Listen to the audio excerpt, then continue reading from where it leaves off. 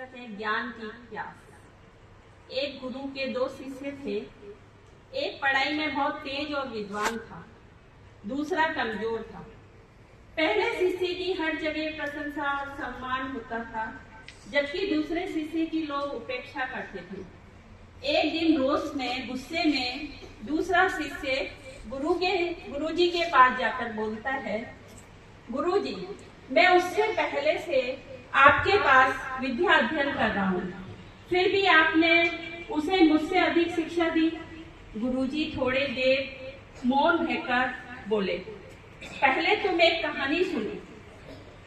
एक यात्री कहीं जा रहा था, रास्ते में उसे प्यास लगी। थोड़ी दूर पर उसे एक कुआं मिला। कुएं पर बाल्टी थी, लेकिन रस्सी नहीं थी, इसलिए वो आगे बढ़ गया। थोड़ी देर बाद एक दूसरा यात्री उस कुएं के पास आया। कुएं पे रस्सी न देखकर उसने इधर उधर देखा। पास में ही एक बड़ी घास उगी हुई थी। उसने घास उखाड़कर रस्सी बांटना प्रारंभ किया।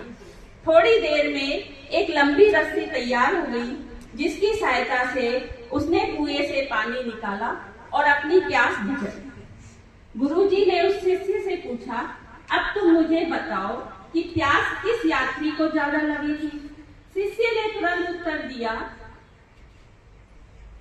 दूसरे यात्री को। गुरुजी फिर बोले, प्यास दूसरे यात्री को ज्यादा लगी थी, यह हम इसलिए कह सकते हैं क्योंकि उसने प्यास बुझाने के लिए परिश्रम किया। उसी प्रकार तुम्हारे सहपाठी ने ज्ञान की पिपासा है, यानी ज्ञान की प्यास है, जिसे बुझाने के लिए वो कठिन परिश्रम करता है, जबकि तुम ऐसा नहीं करते।